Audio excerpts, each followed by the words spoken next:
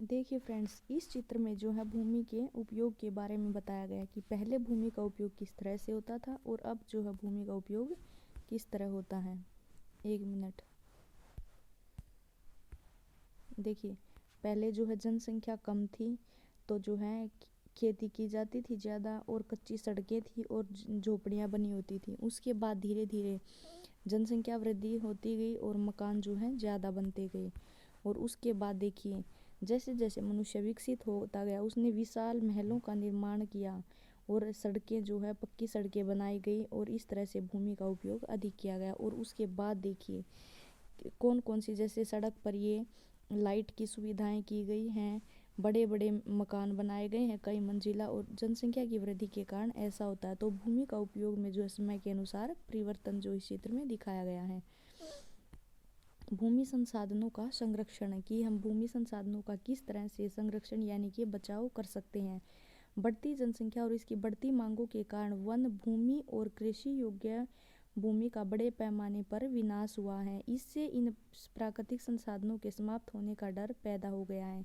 इसलिए विनाश की वर्तमान दर को अवश्य ही रोकना चाहिए। वनरोपण, भूमि उद्धार, रासायनिक कीटनाशकों और उर्वरकों के विनियमित उपयोग तथा अतिचारण पर रोक आदि भूमि संरक्षण के लिए सामान्य तरीके। तो भूमि का संरक्षण किस तरह से कर सकते हैं हम? वनों जो है वन लगाकर, ज़्यादा से ज़्यादा वनों का रोपण करके, भूमि का उद्धार करके, कीटनाशकों के प्रयोग को कम करके और अतिचारण पर रोक लगाकर ही हम भूमि संसाधनों का संरक्षण कर सकते हैं। तो इसके बाद, जैसा कि इस अध्याय का नाम ही है भूमि, मृदा, पानी, वनस्पति, तो इसके बाद हम मृदा के बारे में पढ़ेंगे।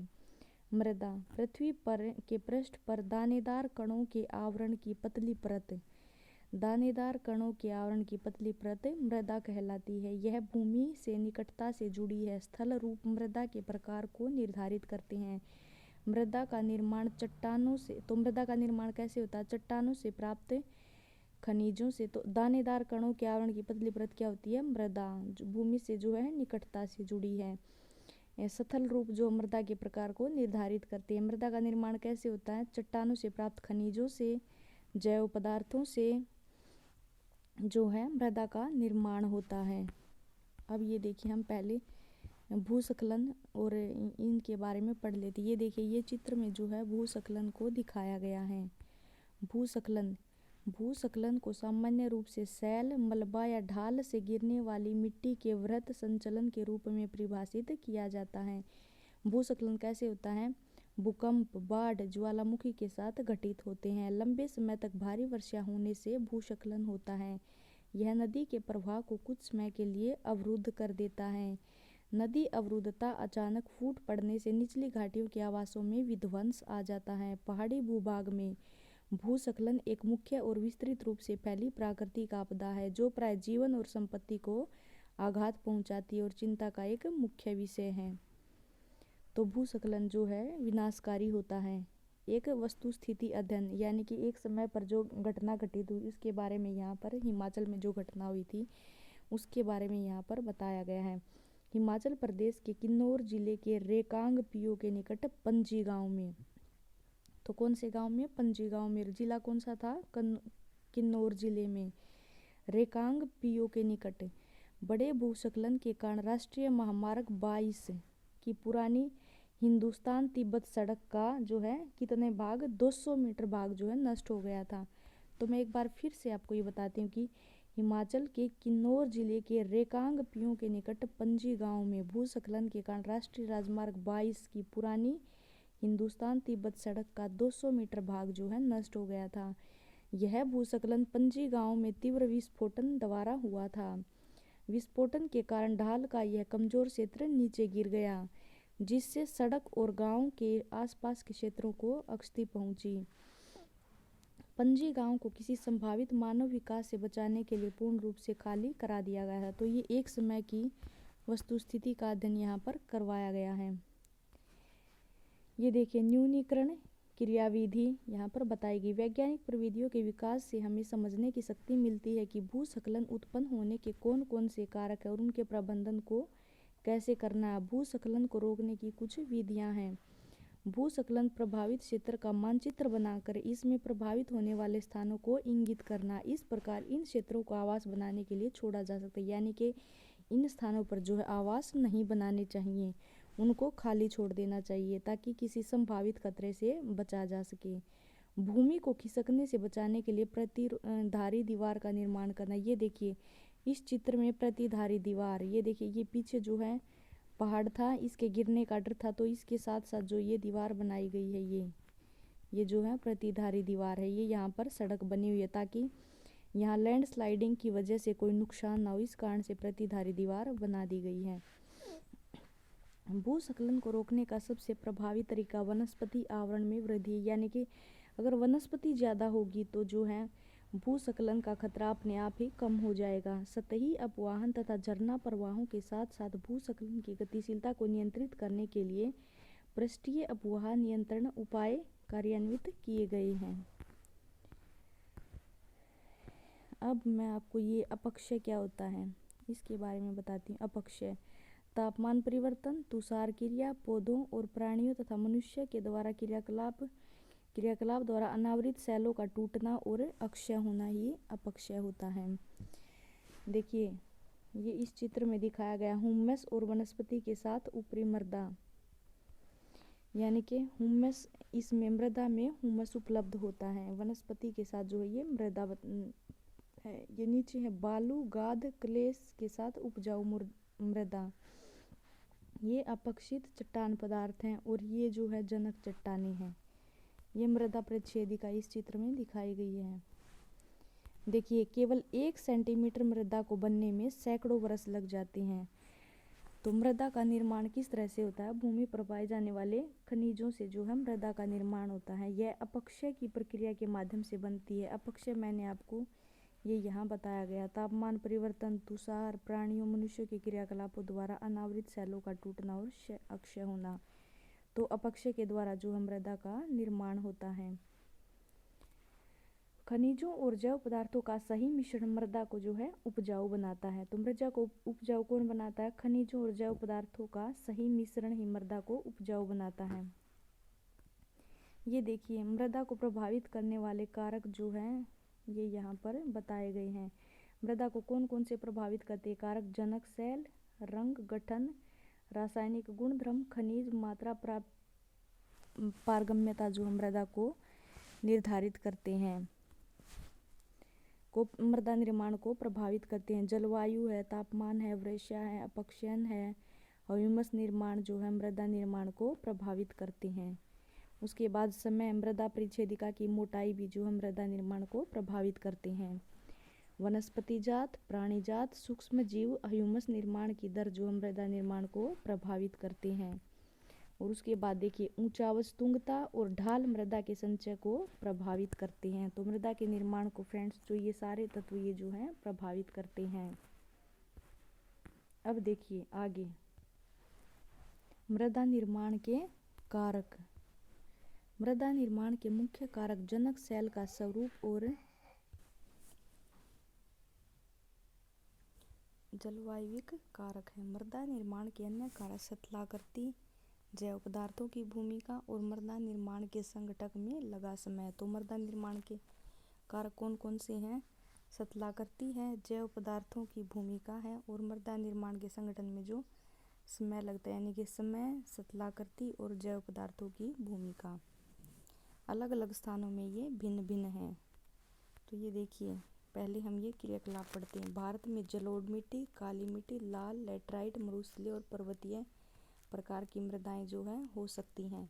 विभिन्न प्रकार की मृदाओं की एक एक मुट्ठी एकत्र कीजिए और निरीक्षण कीजिए कि वे एक दूसरे से कैसे भिन्न हैं। अब यहाँ पर मृदा का निम्नीकरण और उसका संरक्षण के उपाय जो है पढ़ते हैं। मृदा अपरदन और क्षीणता मृदा संसाधनों के दो मुख्य खतरे हैं। मानवीय और प्राकृतिक दोनों ही कारकों से मृदाओं का निम्नीकरण हो सकता है। मृदा के निम्नीकरण में सहायक कारक, यानी कि मृदा का निम्नीकरण में कौन कौन से कारक होते हैं? यानी कि वनोन्मूलन, वनों का काटना, अतिचारण, रासायनिक उर्वरकों और कीटनाशकों का अधिक उपयोग, वृक्षारोपण, भूस्खलन और बाढ़ से जो मृदा का निम्नीकरण यानी कि मृदा का नुकसान होता है। मृदा को संरक्षण करने की बहुत ज़्यादा ज़रूरत है। मृदा संरक्षण की विधियों के बारे में यहाँ पर बताया गया है। मृदा संरक्षण की पहली विधि है मल्च बनाना।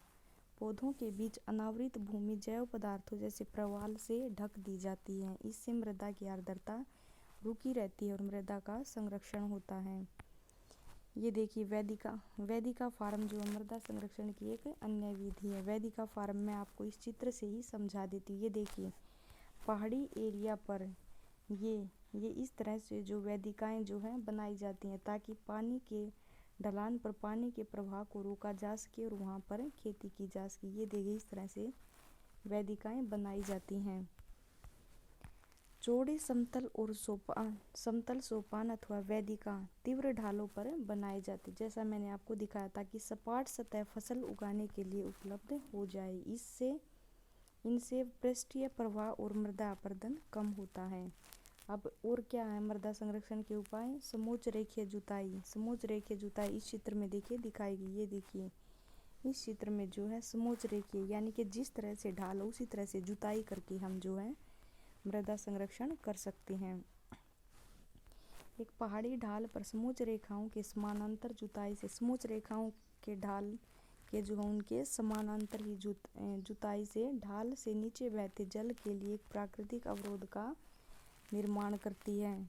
और रक्षक मेखलाएं तटीय प्रदेशों और शुष्क प्रदेशों में पवन गति रोकने के लिए वृक्ष कतारों में इस तरह से कतारों में जो है वृक्ष लगा दिए जाते हैं ताकि मृदा के आवरण को बचाया जा सके। ये देखिए रक्षक मेखलाएं इस चित्र में दिखाई गई। ये देखिए वृक्षों को एक कतार में लगा दिया जाता है ताकि मृदा का प्रदूषण न हो, हवाओं के द्वारा बहकर मृदा दूर एक स्थान से दूसरे स्थान पर न जाए। इस तरह से मृदा का संरक्षण होता है। समोच्च रेखीय रोधिकाएं समोच्च रेखाओं पर रोधिकाएं बनाने के लिए पत्थरों, घास, मृदा का उपयोग किया जाता है। रोधिकाओं के सामने जल एकत्र करने के लिए खाइयां बनाई जाती हैं।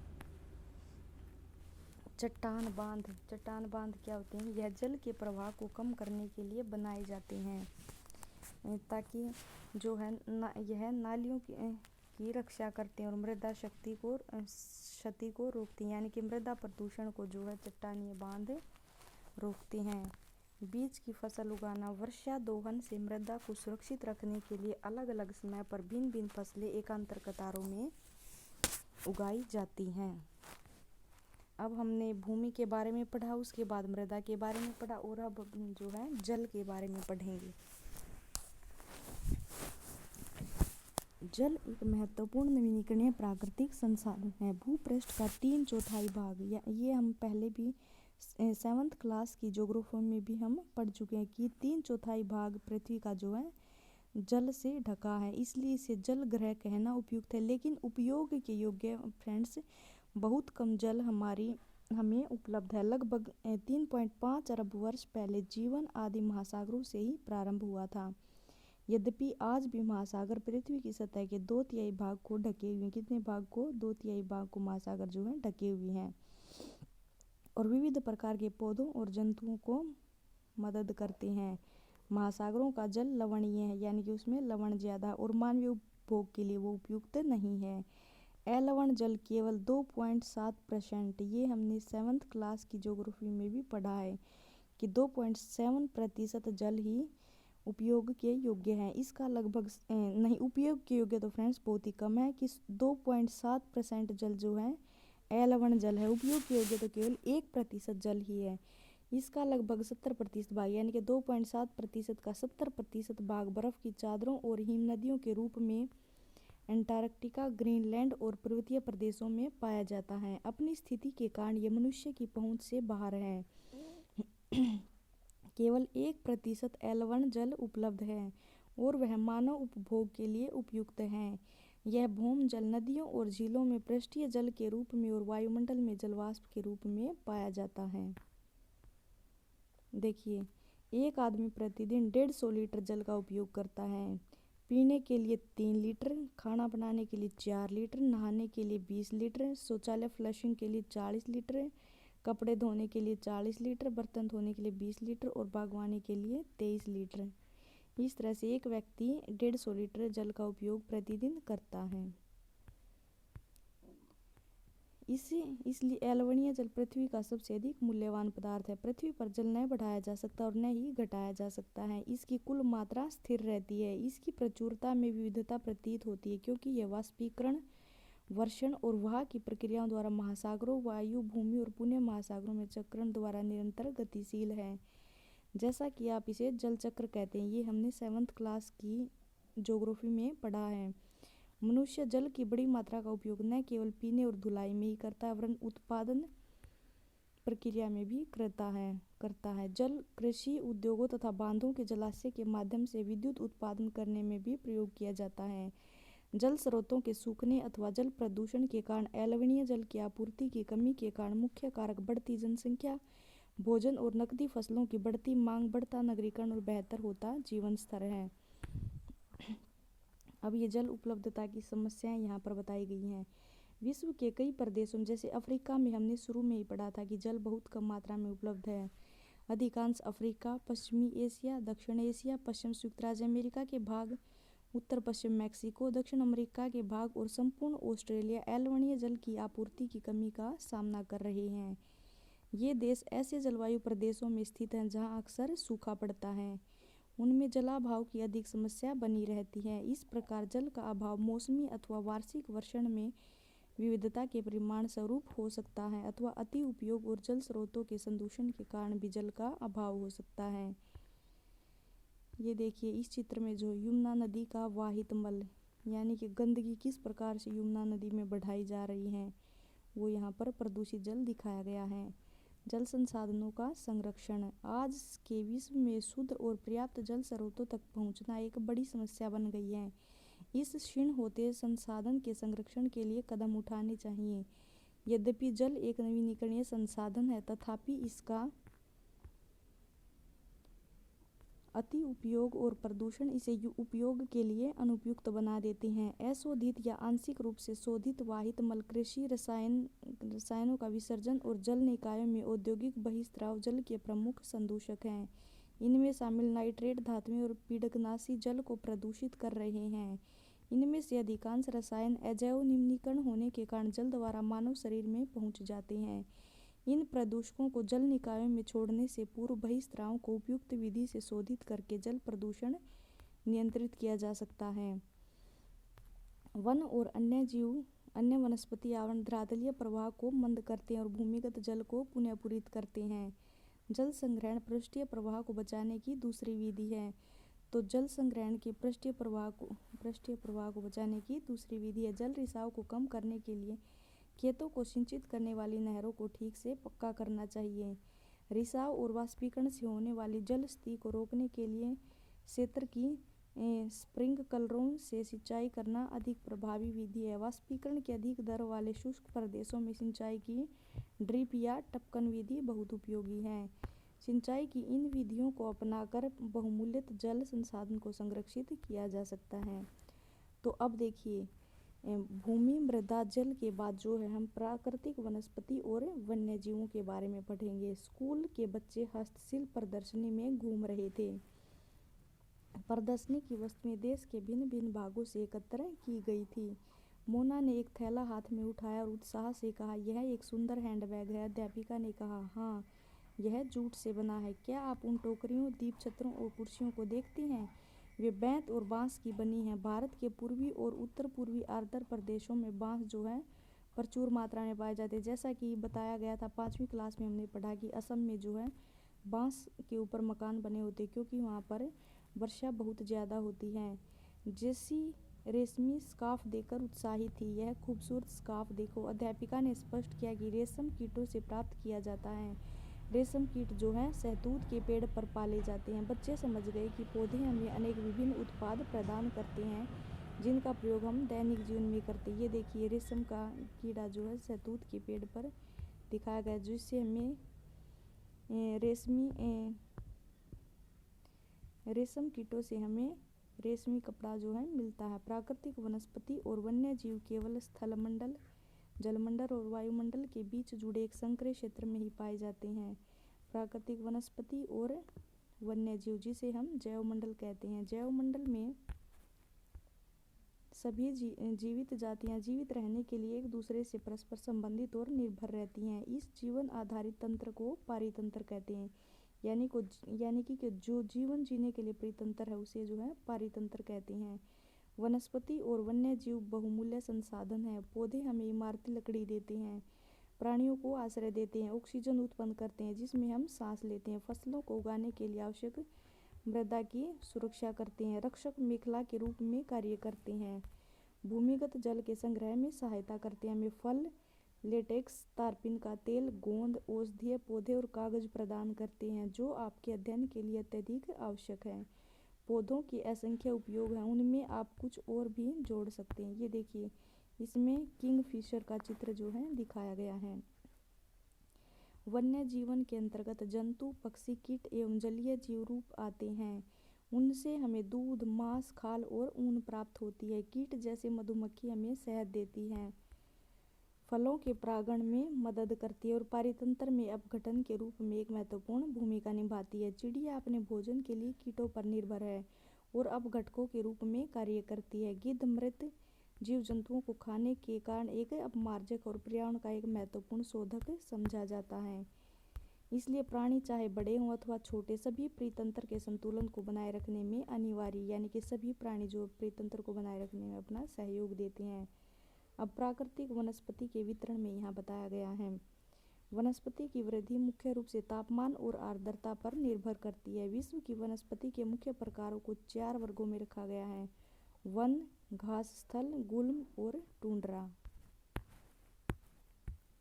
तो देखिए, ये एक वनों में जो है अजगर का चित्र यहाँ पर दिखाया गया है। भारी वर्षा वाले क्षेत्रों में विशाल वृक्ष उग सकते हैं। इस प्रकार वन प्रचुर जल आपूर्ति वाले क्षेत्रों में ही पाए जाते हैं। जैसे जैसे आर्द्रता कम होती है वैसे वैसे वृक्षों का आकार, उसकी सघनता कम हो जाती है। सामान्य वर्षा वाले क्षेत्रों में छोटे आकार वाले वृक्ष और घास होते हैं जिससे विश्व के घास अतलों का निर्माण होता है। कम वर्षा वाले शुष्क प्रदेशों में कटीली झाड़ियाँ एवं गुल्म उगते हैं। इस प्रकार के क्षेत्र में पौधे की जड़ें गहरी होती हैं। वाष्पोत्सर्जन से होने वाली आर्द्रता की हानि को घटाने के लिए इन पेड़ों की पत्तियां कांटेदार और मोम सतही वाली होती हैं। शीत ध्रुवीय प्रदेशों की टुंड्रा वनस्पति में मांस और लाइकेन सम्मिलित हैं। पिछली 2 शताब्दियों में विश्व में जितने लोग थे इस समय उनसे कहीं अधिक लोग हैं। बढ़ती जनसंख्या के पोषण के लिए फसलों को उगाने के लिए वनों के विशाल क्षेत्र से वृक्ष काट दिए गए हैं। विश्व भर में वनों का आवरण तेजी से समाप्त हो रहा है। इस बहुमूल्य संसाधन के संरक्षण की तुरंत आवश्यकता है। तो यहाँ पर प्राकृतिक वनस्पति और वन्य जीव के संरक्षण के बारे में बताया गया है। वन हमारी संपदा है। पौधे जंतुओं को आश्रय प्रदान करते हैं और साथ ही पारितंत्र को भी अनुरक्षित रखते हैं। जलवायु में परिवर्तन और मानव हस्तक्षेप के कारण पौधे और जंतुओं के प्राकृतिक आवास नष्ट हो सकते हैं। बहुत सी जातियां असुरक्षित और संकटापन्न हैं और कुछ लुप्त होने के कगार पर हैं। वनोन्मूलन, मृदा अपरदन, निर्माण कार्य, दावानल और भूस्खलन में से कुछ मानव और प्राकृतिक कारक है जो मिलकर इन महत्वपूर्ण प्राकृतिक संसाधनों के लुप्त होने की प्रक्रिया को बढ़ावा देते हैं। आज की मुख्य चिंताओं में से एक अनाधिकार शिकार करने की संख्या का बढ़ना है, जिससे कुछ खास प्रजातियों की संख्या जो है तेजी से कमी आई है।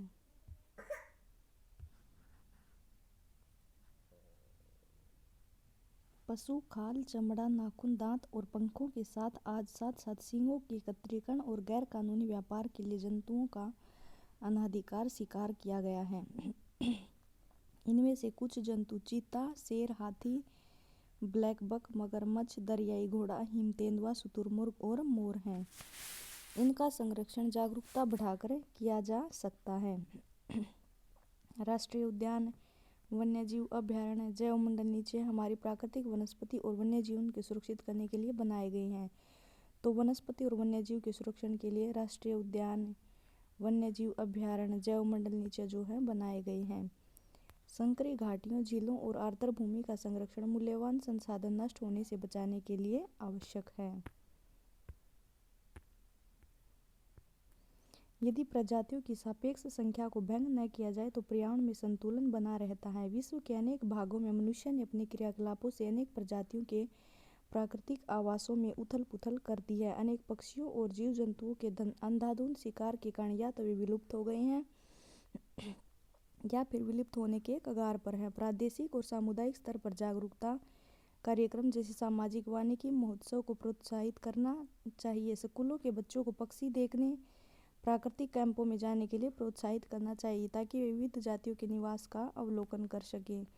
अब देखिए राष्ट्रीय उद्यान क्या होता है, यहाँ पर बताया गया है। वर्तमान और भविष्य की पीढ़ी के लिए एक या एक से अधिक परितंत्रों की पारिस्थितिक एकता की रक्षा के लिए नामित किया गया प्राकृतिक क्षेत्र ही राष्ट्रीय उद्यान होता है।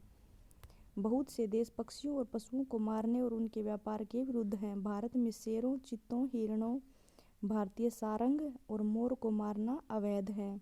एक अंतर्राष्ट्रीय परिपाटी CITES, the convention on international trade in endangered species of wild fauna and flora की स्थापना की गई है, जिससे प्राणियों और पक्षियों की अनेक प्रजातियों की सूची तैयार की गई है। इस सूची में दिए गए सभी पक्षियों और प्राणियों के व्यापार करने पर प्रतिबंध लगाया गया। प्राणियों, पौधों और प्राणियों का संरक्षण प्रत्येक नागरिक का नैतिक कर्तव्य है। ये देखिए काजीरंगा राष्ट्रीय उद्यान में हाथियों का झुंड जो है दिखाया गया है। जैवमंडल नीचे है। यह वैश्विक नेटवर्क द्वारा जुड़े रक्षित क्षेत्रों की एक श्रृंखला है जिसे संरक्षण और विकास के बीच संबंध को प्रदर्शित करने के इरादे से बनाया गया है। देखिए CITES, the convention on international trade in endangered species of wild fauna and flora सरकारों के बीच एक अंतर्राष्ट्रीय समझौता है। इसका उद्देश्य यह सुनिश्चित करना है कि वन्य प्राणी और पौधों के नमूनों के अंतर्राष्ट्रीय व्यापार से उनके जीवन को कोई खतरा नहीं है। मोटे तौर पर पशुओं की 5000 जातियां और पौधों की 28000 जातियां रक्षित की गई हैं। भालू, डॉल्फिन, कैक्टस, परवाल, आर्किड और एला कुछ उदाहरण हैं। तो फ्रेंड्स ये था हमारा आज का चैप्टर। इसके कुछ क्वेश्चन भी हम देखते हैं। कौन सा कारक मृदा निर्माण का नहीं है? समय भी है और जैव पदार्थ भी है, मृदा का गठन जो है नहीं है। कौन सी विधि तीव्र ढालों पर मृदा अपरदन को रोकने के लिए उपयुक्त है? वैदिक कृषि। कौन सा प्रकृति के संरक्षण के अनुकूल नहीं है? बंद तो हमें कर देना चाहिए जब आवश्यकता न हो। नल को उपयोग के तुरंत बाद बंद कर देना चाहिए। खरीदारी के बाद पॉली बैग को नष्ट कर देना चाहिए। तो ये फ्रेंड्स जो इसका आंसर है। भूमि उपयोग, भूमि का उत्पादनकारी उपयोग। ह्यूमस, ऊपरी मृदा पर निक्षेपित जैव पदार्थ। चट्टान, बांध मृदा अपरदन को रोकने की एक प्रक्रिया है। जैवमंडल, स्थलमंडल, जलमंडल और वायुमंडल के बीच एक संकरा क्षेत्र है। तो फ्रेंड्स ये था हमारा आज का चैप्टर। नेक्स्ट चैप्टर जो है हम नेक्स्ट वीडियो में लेके आएंगे। धन्यवाद फ्रेंड्स।